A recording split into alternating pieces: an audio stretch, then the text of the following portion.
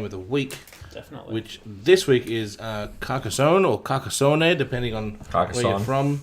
But being German, I don't think it would be Carcassonne. This game is 22 years old, according to 2001. The BGG. That was when it won the knee. Spiel des Jahres. Thank you, knee. Thank you. You're welcome. That sends a shiver down everyone's spine every time knee says it. And mine. It won it in 2001, but it was published in 2000. Originally. Oh, so Carcassonne is a city in France. Mm-hmm. Yes. Did not know that. So is it German? They all look like German name. It's Klaus-Jürgen Ried. It does not sound like a French name. It was designed by a German, but he must have who had was invading France. Yes, exactly right. He wanted to march his way in medieval times into the French castles of yore. So, on the BGG, just say we're just shaping the medieval landscape of France, claiming cities, monasteries, and farms. It's a great little game to play. It's been in... Oh, there you go. That's why the cities look the way they do. We're just being shown a photo of Carcassonne, France. Carcassonne in France. Well, I wonder... I'm going to have to find out exactly how to pronounce that, because my partner's mother is... well, she's not French, but her dad is Dutch. French. Yeah, that's right. She's got Albanian heritage, so surely she'll know how to pronounce things. Anyway, I'm getting a bit off the beaten path here. Speaking of beaten paths, in this game of Carcassonne, we're sitting around playing with... well, I suppose it's a bit of a Tetris game almost in a certain way. Tile laying, yeah. Similar to King Domino in some aspects. Where we're drawing cards and placing them on the table in a group pattern. We're all playing together in the one field and expanding that field as we go and trying to claim points for roads, fields, and completed castles or cities as the game progresses. And it's every time I play this, we've played a couple of times with the boys at work. It's quite popular because it's an easy one to learn and you don't really have to be that in-depth with the board games to actually firstly play it. I think it does take a little bit of nous to play it well, I suppose, and know exactly when to place your meeples, when to collect your meeples, when to finish your towns and roads. But as I said, for new players, and that's why we do play it at work, where there's a lot of people who just want the social interaction but don't really give a damn about board games, it's a fantastic one. And I suppose that's also why it's the winner of the... Spiel des Jahres in 2001. We need a button, just... That's right, we need a soundboard. But yeah, I enjoyed playing it with you, gentlemen, this evening. Let's throw it through the table. I will say this is actually one of the oldest games in my collection. This is probably one of the ones that actually started my collection. I remember when I bought it specifically. I remember buying it on a holiday when I was down at a little town. Yeah, you had a mullet back then, didn't you? Yeah, pretty much. In Ort 4. The mullets were flowing, the locks were golden. No, I bought it when I was down on holiday in a little town in southwest of New South Wales called Berry, and we bought it from a game store that was down there on holiday. So I was holidaying in France in a town called Carcassonne. No, I was in Berry. But I remember buying it because I remember walking into this store. I don't know if that's how you pronounce it. I think it's Berry. Berry. But we did that because we were on holidays, and I saw it, and I'm like, I really want to play. I know what this game is, and it was at the time, I think it was around 2008, so it's been in my collection for nearly 14 to 15 years now. It is one of the three games considered to be the golden triangle, the golden gateway games, which are Ticket to Ride, Carcassonne, and Pandemic, I believe are the three. But Carcassonne, as you said, Matt, is just literally is a very simple tile laying game. It is pick a tile, play a meeple. That's it. That's literally the whole game. And it sounds so simple because it is, but it does actually provide a lot of interesting choices because you are literally playing roads and towns and villages, but you can really stuff up other players from trying to complete those roads, towns, and villages, and the cloisters, the monk, the church areas. But I really like it. To be honest, I have not played Carcassonne since in person for a good probably 8 years. It's been a long time since I've played this game. And I don't think it's come out at Neeber any time recently, that's for sure. No, but I think it will be in the next one, given how I remember this now. But yeah, Ralph, what did you think going back and playing one of the classics? Before I get to what I thought, have we talked about what the game is and how to play it yet? Well, I haven't. Matt didn't. Well, look, would you like... if some people have never heard of this game, you're saying this is one of the gateway games.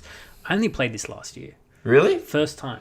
Wow. So Okay. I've never heard of it. Well, I've heard of it, but it's like I've heard. We should point out to our audiences that the gateway games, the Golden Triangle, you don't have to play them, right? There's no law saying if you haven't played one of these games, so it's no like- more games for you. Yeah. Okay. So if I haven't played Titanfall 1, I can play Titanfall 2. Yeah, that's right. Yeah, That's what you're telling me. that's right. All right. Do you want to go ahead and explain how this game Yeah, works? sure. Yeah. I'm happy to do it as well. If you want me to, I'll do it. You can help me do it. All right. right. So, how do you pronounce it first? Carcassonne. And what award did it win? It won the Spiel des Jahres. Ooh. I'm sure we just went through this, right? Yeah. Well, that was the introduction to Oh, the right. game. Now I have to put a damn counter into the video. I think so. Yes, he said the thing. He said it. Yeah. So this is essentially there's a lot of tiles in this game. 84 tiles, to be exact. We counted them all. No, I didn't. I just read the back of the box. I was going to say you're missing a piece there. You've only got 83. But yeah, the other side of the tiles, it's just like greenery, which is essentially grass, but we call it farm in this game. There's roads that might be in the middle of the farms, and the other thing are cities as well. And the other thing is, what's the clam one called? The cloister. Cloister. Oyster. Cloister. It's a weird name for a cloister. thing. What is a cloister again, Matt? You did tell me before. It's basically a church or a monastery, but the cloister is the French word for monastery, I think. Actually. Monastery. Yeah. We have that one French listener. It's just like it's not. It's chowder. I can't actually Say it right, cloister. I don't really want to say his name on the podcast. He knows who he is, but because if you know who he is on his Discord, We do love you. We do love you. Because I can't say his name because the Australian of what his name is completely rude. So I'm gonna just spell it for you. Ready? Kuntz. Oh, it's an endearing thing when we It say is, it. but though. he's not Australian. He's French. So when he joined, I'm like, "You're taking the piss, Yeah, right? sure. Surely not." He's like, "No." Like, he's But like, it's an OO sound. exactly. Yeah. Yeah, it's Kuntz. Yeah. Yeah. Where, So where did we meet this guy? At the monastery down at Betty? Oh God. Well done. well done. Well done. Okay, Yeah. good. So Okay. essentially, you have tiles. So you draw one tile, and you can add it to the pre-existing map in the middle of the table. So if you have a road, it has to join a previous road. If you're building a town, like you put it down, and essentially you get points for doing everything in this game. So when you complete a town, you get to put your little meeple on it, and you're going to get a couple of points here and there.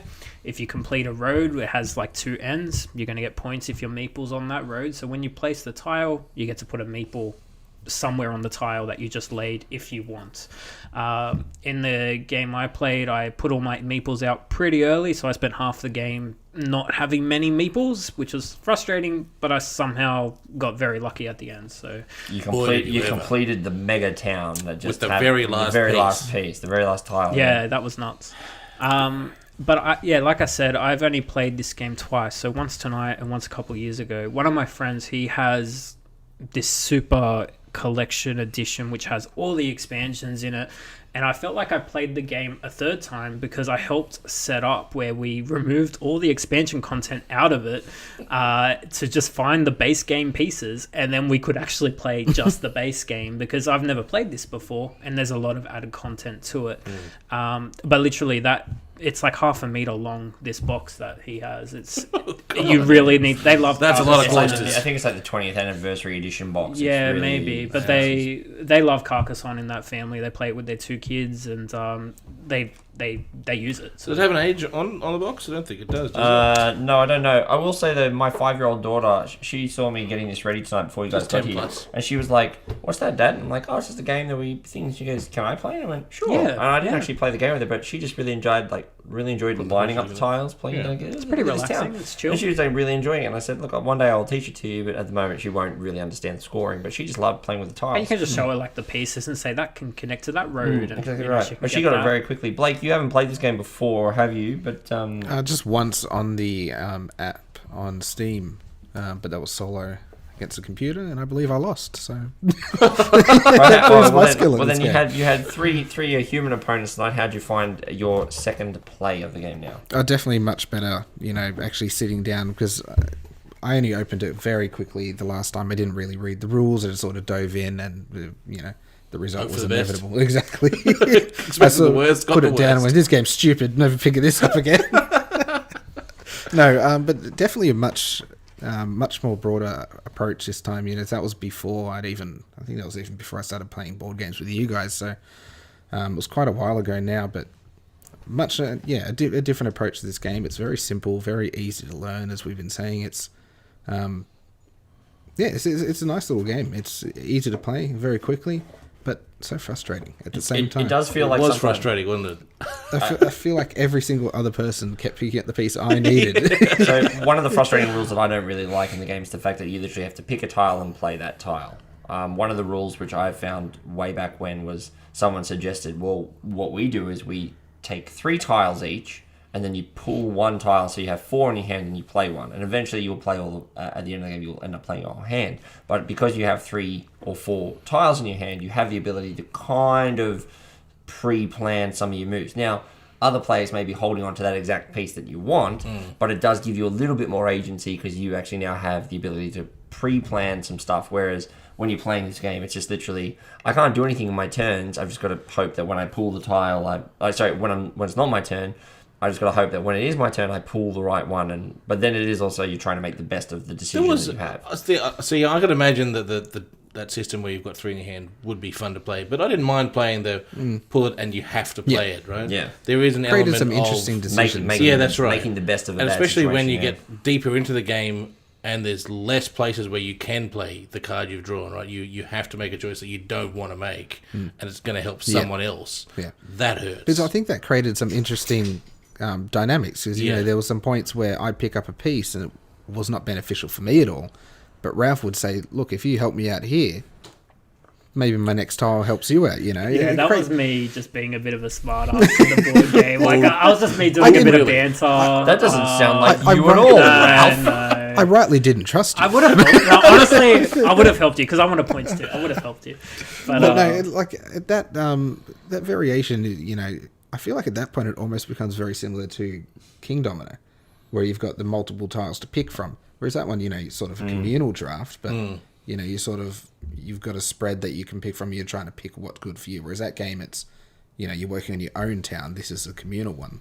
Yeah, but that system becomes sort of similar where you've got that choice. So, Nee said something during our playthrough of this where he said Carcassonne coined the word meeple.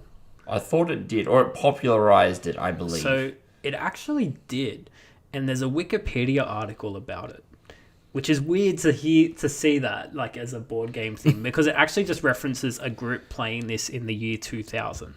And it says at some point a lady called Allison, she started My People as Meeple, and everyone laughed in the group. And then they took that away with them, and they ended up actually calling them Meeples in the game. And there you go. I thought changed the course of board game history. Right? I thought I was right. You guys were all like, "Nah, that doesn't sound right." I'm like, "No, I'm fairly certain Meeple came out of." I didn't doubt you. Ralph did. I did. Ralph And did. you know what? I think a lot of people did because someone wrote this Wikipedia article about it. So that's really interesting. Look, I will say, the variation which I did say, I do agree. Right, it just takes the game for that extra step up. But I do believe that if just playing it at its base core, it really does just turn it into it's a very simple game. Anyone can understand. Pick up a tile, place it, and you go. And that's why, even though I hadn't played it in like 8 years, I still was never going to get rid of it. I'm like, no, this is staying in my collection because I know what this game brings to the table. And I actually, to be honest, I'm glad I played it again because I actually forgot how beautiful the game is. It actually looks really nice, very colourful.